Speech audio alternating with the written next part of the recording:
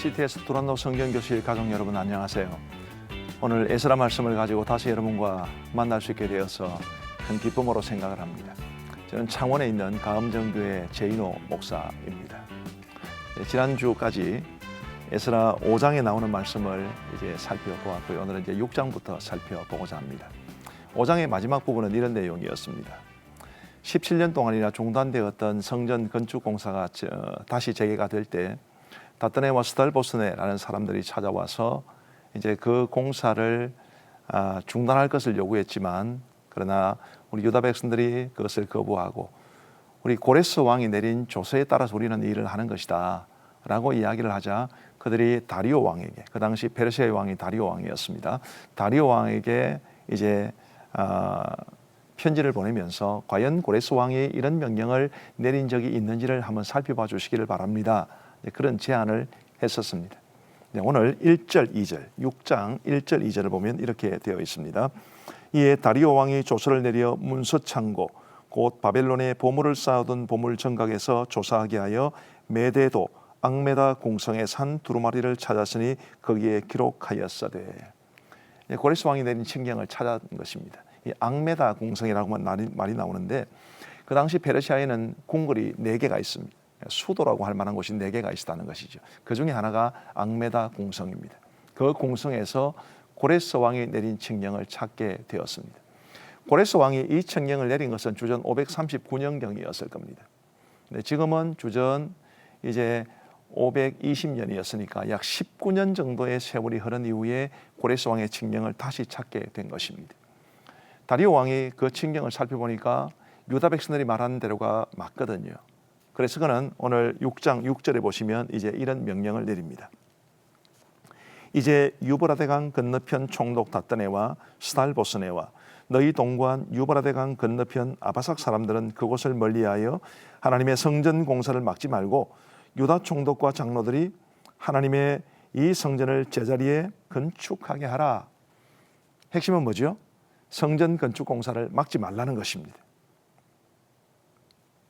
뿐만 아니라 8절 말씀해 보시면 내가 또 조서를 내려서 하나님의 이 성전을 건축함에 대하여 너희가 유다 사람의 장로들에게 행할 것을 알리노니 왕의 재산 곧 유브라데강 건너편에서 거둔 세금 중에서 그 경비를 이 사람들에게 끊임없이 주어 그들로 멈추지 않게 하라.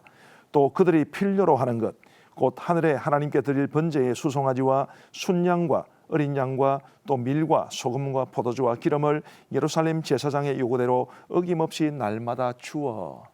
뭘 말하는 것입니까? 성전 건축 공사를 막지도 말거니와 성전 건축 공사를 하는 데 있어서 필요한 모든 것들도 넉넉하게 공급해 주라. 심지어 먹고 마시는 부분까지 세밀하게 신경을 써서 그들이 필요로 하는 것들을 채워주라. 이런 명령을 내려줍니다. 왜 다리오 왕은 이런 명령을 내렸을까요? 그가 갑자기 유다 백성들을 사랑했기 때문입니까? 절대로 그렇지 않습니다. 다리오 왕이 지금 이 성전을 건축하는 유다 백성들을 도우라는 명령을 다뜨네와 스달보스네에게 내린 이유는 한 가지밖에 없습니다. 4절 말씀해 보시면 6장 4절입니다. 큰 돌 3켜에 새 나무 1켜를 넣으라. 그 경비는 다 왕실에서 내리라. 고레스 왕의 칙령 가운데 들어가 있는 말입니다. 고레스 왕이 칙령을 내리면서 유다 백성들은 예루살렘으로 돌아가서 성전을 건축하라. 그렇게 말을 하고 난 다음에 경비는 다 왕실에서 내리라. 지금 다리오 왕은 자신의 전대의 왕 고레스 왕이 내린 이 조서에 충실하기를 원했을 뿐입니다. 다시 한번 말씀드리지만 그가 유다 백성들을 갑자기 사랑했기 때문이 아닙니다. 그는 전대의 왕 고레스가 내린 그 조서가 유효할 수 있도록 페르시아의 전대의 왕이 내린 명령이 무효화되지 않도록 하기 위해서 그는 지금 최선을 다하고 있는 것입니다. 저는 이 말씀을 보면서 그런 생각이 들었습니다.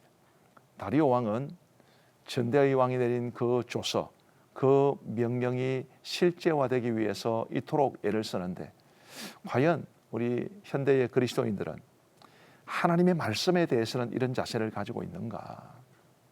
한 왕이 내린 명령에 대해서도 이처럼 정말 열심으로 그 명령을 준행하고자 했다면 하나님의 말씀을 받은 우리는 얼마나 더 하나님의 말씀을 존귀하게 여기고 그 말씀대로 살아야 할까, 그런 생각을 하면서 저 자신도 부끄러웠습니다마는, 부디 우리 CTS 두란노 성경교실 시청자 여러분들께서는 정말 하나님의 말씀을 존귀하게 여기시고, 그리고 그 하나님의 말씀을 잘 받들 수 있는 그런 삶을 살아갈 수 있게 되기를 간절히 바랍니다. 그 비슷한 내용이 그 이후에도 이어집니다. 11절 말씀을 보십시오. 11절에서 다리오 왕은 또 이런 말도 합니다. 내가 또 명령을 내리노니 누구를 막론하고 이 명령을 변조하면, 이 명령을 바꾸거나 혹은 제대로 순종하지 않으면 그의 집에서 들보를 빼내고 그를 그 위에 메어 달게 하고 그의 집은 이로 말미암아 그름더미가 되게 하라. 만일 왕들이나 백성이 이 명령을 변조하고 손을 들어 예루살렘 하나님의 성전을 헐진대 그곳에 이름을 두신 하나님이 그들을 멸하시기를 원하노라. 나 다리오가 조서를 내렸노니 신속히 행할지어다 하였더라. 다리오 왕은 자신도 고레스 왕이 내린 칙령에 최선을 다해서 순종하고 따르기를 원했을 뿐만 아니라 다뜨네와 스탈보스네를 비롯한 이 일에 관여된 모든 사람들이 고레스 왕이 내린 칙령과 자신이 내린 이 칙령을 두 개를 다 합쳐서 그들은 생명을 다 바쳐 그 준엄한 명령에 따르기를 요구하고 있는 것입니다. 다시 한번 말씀드립니다. 우리도 하나님의 말씀의 준엄함을 인정하고 그 말씀에 최선을 다해서 생명을 다 바쳐 순종할 수 있어야만 합니다. 하나님의 백성에게 있어서, 또 하나님의 백성들의 공동체에 있어서 하나님의 말씀을 받들지 않는 것은 상상할 수조차 없습니다. 정말 최선을 다해서 하나님의 말씀을 믿음으로 받고, 그리고 그 말씀대로 순종하면서 하나님의 말씀을 우리가 받드는 삶을 우리 모두가 살아갈 수 있게 되기를 바라는 마음 간절합니다. 이 다리오 왕이 내린 칙령 가운데 우리가 주목할 만한 내용이 10절 말씀입니다. 10절은 이렇게 말하죠. 그들이 하늘의 하나님께 향기로운 제물을 드려 왕과 왕자들의 생명을 위하여 기도하게 하라. 무슨 내용입니까? 쉽게 말하면 유다 백성들이 성전을 건축하고 난 이후에 그 성전에서 페르시아의 왕과 왕자들을 위하여 기도하게 해주라. 다리오가 하나님을 믿는 사람이 아니었습니다. 그럼에도 불구하고 그는 하나님의 백성들에게 왕과 왕자들의 생명을 위하여 기도 좀 해주라, 기도 부탁을 하고 있는 거죠. 우리 사랑하는 시청자 여러분, 이 세상이 우리의 기도를 필요로 합니다. 그들이 요청을 하거나 요청을 하지 않거나, 지금 다리오 왕은 직접적으로 요청을 하고 있지만 요청을 하지 않아도 이 세상은 우리의 기도를 필요로 합니다. 특별히 이 나라 전체와 또 사회 전체, 그리고 정치인들, 통치자들이 우리의 기도를 필요로 합니다. 예레미야 29장 7절에 보면 이런 말씀이 기록되어 있습니다.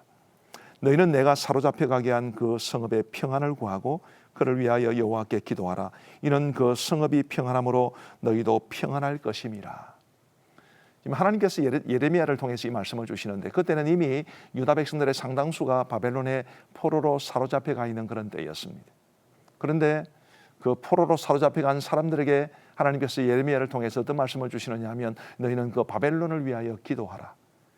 그 나라가 평안하기를 기도하라. 그렇게 말해주고 말씀하시는 것입니다. 이유가 뭡니까? 그 나라가 평안해야 너희도 평안할 것이기 때문에.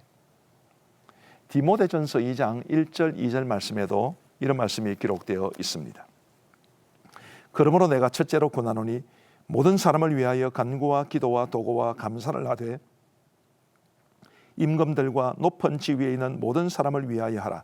이는 우리가 모든 경건과 단정함으로 고요하고 평안한 생활을 하려 함이라. 모든 사람을 위하여 기도하되 특별히 임금들과 높은 지위에 있는 사람들을 위하여 기도하라. 그 목적은 우리가 모든 경건과 단정함으로 고요하고 평안한 생활을 하게 하려 함이라.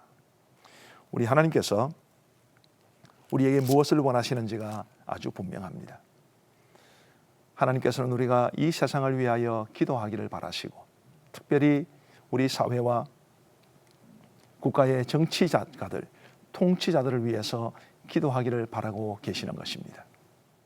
우리는 이런 하나님의 뜻을 받들어 마땅히 나라와 민족을 위해 기도할 수 있어야 하겠고, 그리고 통치자들을 위해서 기도할 수 있어야 하겠습니다. 결국 그것이 우리가 평안하게 살아가는 길이 될 뿐만 아니라 이 세상 모든 사람들을 위한 중보 기도자로 부름받은 우리의 책임이라고 저는 믿습니다. 자, 다시 원래의 이야기로 돌아갔어요. 이 다리오 왕이 이런 엄중한 명령을 담은 조서를 이제 반포를 했기 때문에 이 다뜨네와 스달보스네를 비롯한 많은 사람들이 협조를 적극적으로 해줌으로써 이제 성전 건축이 완공이 됩니다. 13절부터 15절 말씀을 제가 한번 읽어드리겠습니다. 다리오 왕의 조서가 내림에 유브라데강 건너편 총독 다뜨네와 스달보스네와 그들의 동관들이 신속히 준행하니라. 유다 사람의 장로들이 선지자 학계와 이또의 손자 스가랴의 권면을 따랐으므로 성전 건축하는 일이 형통한지라. 이스라엘 하나님의 명령과 바사왕 고레스와 다리오와 아닥사스다의 조서를 따라 성전을 건축하여 일을 끝내되 다리오 왕 제6년 아달월 3일에 성전 일을 끝내니라. 드디어 성전 건축이 마무리가 되었습니다. 근데 여러분, 우리가 여기에서 정말 중요한 것 하나를 생각해 보십시다. 우리가 에스라 3장 마지막 부분부터 이제 6장 이 부분까지 성전 건축이 때로는 중단되기도 하고 그리고 또 재개되기도 하고 그리고 마침내 완성되는 마무리가 되는 이 시점까지 오게 되었습니다만, 잘 한번 생각해 보세요. 예루살렘 성전 건축 공사가 중단되게 된 것이 페르시아의 왕들의 중단 명령을 받고서입니다. 성전 건축이 재개가 되고 마무리가 된 것도 다리오 왕의 조서에 의해서 이루어진 것 같습니다. 그러면 하나님 나라의 일이 세상 통치자들에 의해서 혹은 세상의 권력이나 세상의 힘이나 혹은 세상의 돈에 의해서 좌지우지되는 것인가? 우리 그런 의문을 품을 수 있겠지요. 저는 그런 의문을 품어봤습니다. 페르시아의 왕이 어떤 명령을 내리느냐에 따라서 성전 건축 공사가 중단이 되기도 하고 재개가 되기도 하고 그리고 마무리가 되는 것도 마치 다리오 왕이 이런 명령을 내렸기 때문에 이루어진 일인 것처럼 성경은 말하고 있으니까요. 결코 그렇지 않습니다. 세상의 왕들이 명령을 해서 중단되기도 하고 그리고 재개되기도 하고 마무리가 되는 것이 아닙니다. 우리 다시 한번 14절 말씀을 한번 보세요. 14절은 이렇게 말합니다. 유다 사람의 장로들이 선지자 학계와 이또의 손자 스가랴의 권면을 따랐으므로, 선지자들이 전해준 그 말씀을 따랐기 때문에 성전 건축이 마무리가 되었다고 말을 합니다. 이어서 이스라엘 하나님의 명령과 바사왕 고레스와 다리오와 아닥사스다의 조서를 따라 성전을 건축하며 일을 끝내되, 바사왕 고레스의 명령, 다리오의 명령, 아닥사스다의 명령 다 필요는 했습니다. 그러나 제일 먼저 나오는 게 뭐였습니까? 하나님의 명령과 하나님의 말씀을 그들이 받들었기 때문에, 순종했기 때문에 그 성전 건축이 마무리가 되었다고 이야기를 합니다. 페르시아의 왕들의 영향이 없었다고 말할 수 없죠. 페르시아의 왕들의 역할은 분명히 있었습니다. 그러나 그럼에도 불구하고 가장 중요한 것은 그들이 하나님의 말씀을 따랐기 때문이다. 우리는 절대로 이 말씀을 잊어서는 안 됩니다. 또 한 가지, 하나님께서 스가랴를 통해서 성전 재건을 다시 시작하라 그렇게 말씀하시면서 굉장히 중요한 말씀들을 많이 주셨는데요. 스가랴 4장 6절에 보면 이런 말씀이 기록되어 있습니다. 이는 힘으로 되지 아니하고 능력으로 되지 아니하고 오직 하나님의 영으로 되느니라. 무엇을 말해주는가요? 세상 권력자들의 영향으로 성전 공사가 마무리된 것이 아닙니다. 페르시아 왕들의 명령에 의해서 예루살렘 성전 건축이 마무리가 된 것이 결코 아닙니다. 하나님의 영이 역사하셨기 때문이고 그리고 하나님의 백성들이 하나님의 말씀에 순종했기 때문입니다. 이것은 우리에게 굉장히 중요한 것을 가르쳐 줍니다. 우리가 이 땅을 살아가면서 우리가 세상의 영향을 많이 받는 것 같습니다. 돈의 영향도 많이 받고 세상의 중요한 정책을 결정하는 정책 결정권자들의 영향도 많이 받는 것 같습니다. 지역교회는 그 지역의 관공서의 영향도 굉장히 많이 받는 것처럼 보입니다. 그러나 여러분, 절대로 잊지 말고 기억하시기를 바랍니다마는 우리 하나님의 백성들이 살아가는 삶에 있어서 또 하나님의 일을 이루어감에 있어서 가장 중요한 것은 성령의 역사고 그리고 하나님의 말씀을 순종하는 것입니다.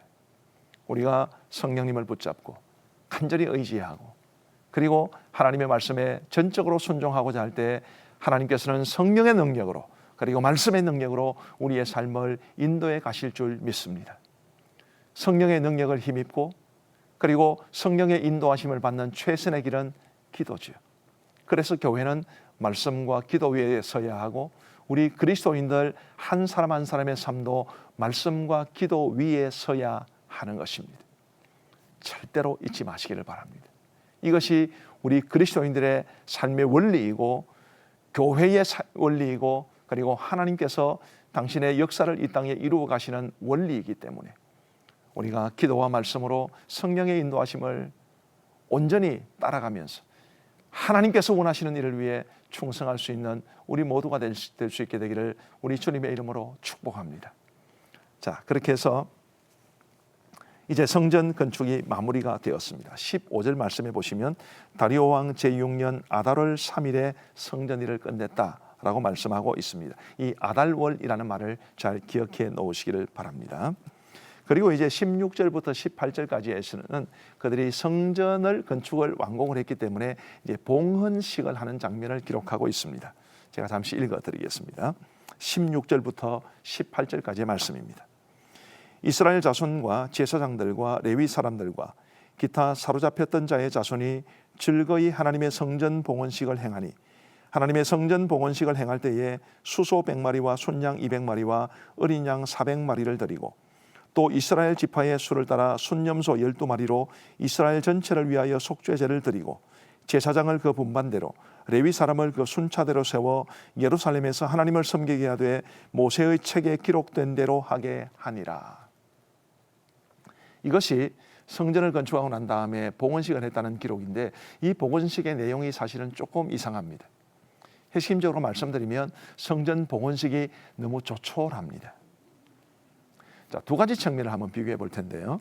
우선 예루살렘 성전을 건축하고 봉헌식을 하는 이 장면에 관한 기록 자체가 너무 짧습니다. 지금 3절만 나오잖아요. 16절부터 18절.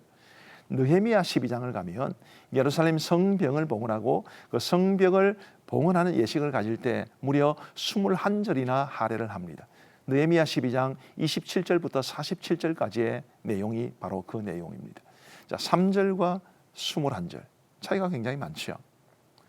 이 예루살렘 성전 봉헌식은 확실히 너무 조촐합니다. 뿐만 아니라 솔로몬이 첫 번째 성전을 건축하고 난 이후에 그가 하나님 앞에 바친 예물들과 비교를 해봐도 그렇습니다. 솔로몬은 수만 마리, 수십만 마리를 드렸습니다. 그런데 오늘 본문을 보시면 17절에 하나님의 성전 봉헌식을 행할 때에 수소 100마리와 순양 200마리와 어린 양 400마리를 드렸을 뿐입니다. 수소 100마리, 순양과 어린 양 합쳐봐야 600마리. 그런데 솔로몬은 수만 마리, 수십만 마리를 드렸단 말이죠. 너무 조촐하지 않습니까? 왜 이렇게 성전 봉헌식이 조촐하게 이루어졌을까요? 그것은 제가 지난번 시간에 말씀드린 것처럼 하나님께서는 성전 공사만을 목적으로 하지 않으시기 때문에 그렇습니다. 하나님의 마음에는 성전 공사와 성벽 공사가 다 마무리가 되어서 이스라엘 백성들이 온전한 민족 공동체로 세워지는 것, 그것이 바로 하나님께서 원하시는 바였습니다. 이 성전 봉헌식에 관한 내용 다음에 유월절을 지켰다는 내용이 나오는데 이 말씀에도 그런 뜻이 담겨 있는 것을 보실 수 있습니다. 한번 19절을 보십시다. 사로잡혔던 자의 자손이 첫째 달 14일에 유월절을 지키되 라고 기록해 놓고 있습니다. 왜 유월절을 지켰을까요? 물론 시기적으로 맞아떨어진 것도 있을 겁니다. 제가 아달월이라는 말을 기억해 놓으라고 그랬습니다. 이 아달월이라고 하는 것은 유다 사람들의 달력에서 제일 마지막 달입니다. 그런데 지금 여기 19절은 첫째 달이라고 그러죠. 아비벌을 가리킵니다. 아달월 다음에 아비벌입니다.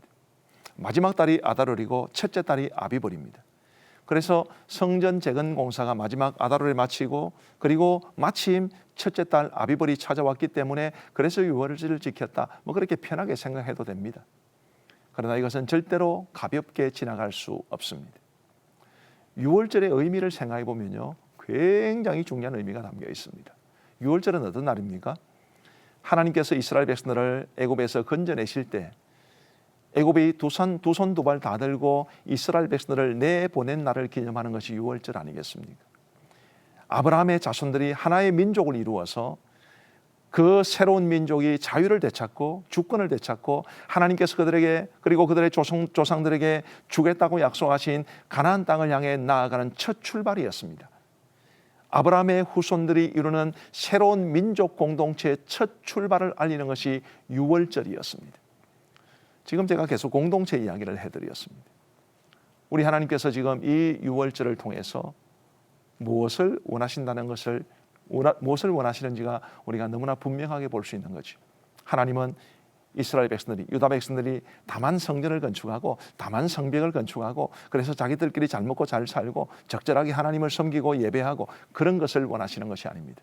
하나님이 정말 강력하게 원하시는 것은 하나님께서 주인 되시는 하나님의 나라로서의 공동체, 정말 하나님의 뜻이 그 가운데 이루어지고 하나님의 백성들이 온전히 하나님만을 사랑하고 또 서로를 사랑하는 가운데 세상에서 다시 볼 수 없는 아름다운 공동체를 이루는 것을 하나님께서는 강력하게 원하시기 때문에 지금 성전을 건축하고 난 다음에 유월절 예식을 거행하게 하심으로써 자, 이제 다시 시작이다.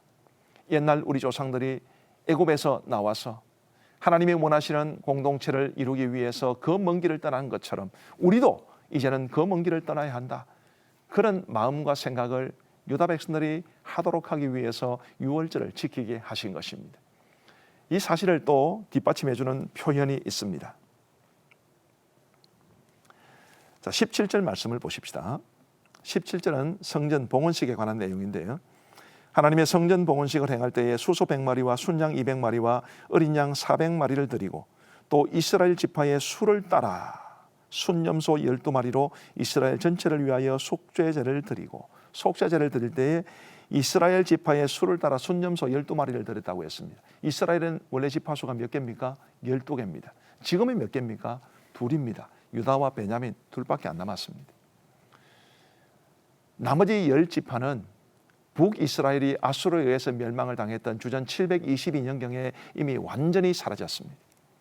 지금은 그때로부터 무려 약 200년 이상의 세월이 흐른 때입니다. 그런데 지금 이스라엘 백성들이 하나님 앞에 성전 봉헌식을 행하며 속죄제를 행할 때에 이스라엘 지파의 수를 따라 12마리의 순염소로 속죄제를 드리고 있는 것입니다. 무엇을 꿈꾸고 있나요? 이스라엘의 그 영광스러웠던 12지파로 구성되었던 그 새로운 역사의 회복을 꿈꾸고 있는 것입니다. 이런 모든 내용들을 다 감안했을 때 우리 하나님께서 그들에게 원하시는 것, 그것이 무엇입니까? 하나님이 진정으로 원하시는 참된 공동체를 이제는 우리가 세워야만 한다. 그것이 그들 마음에 있기를 하나님은 원하셨고 그리고 그들은 실제로 그렇게 했습니다. 그리고 그 하나님이 원하시는 새로운 공동체의 중요한 특징을 말해주는 것이 21절입니다. 제가 한번 읽어드리겠습니다.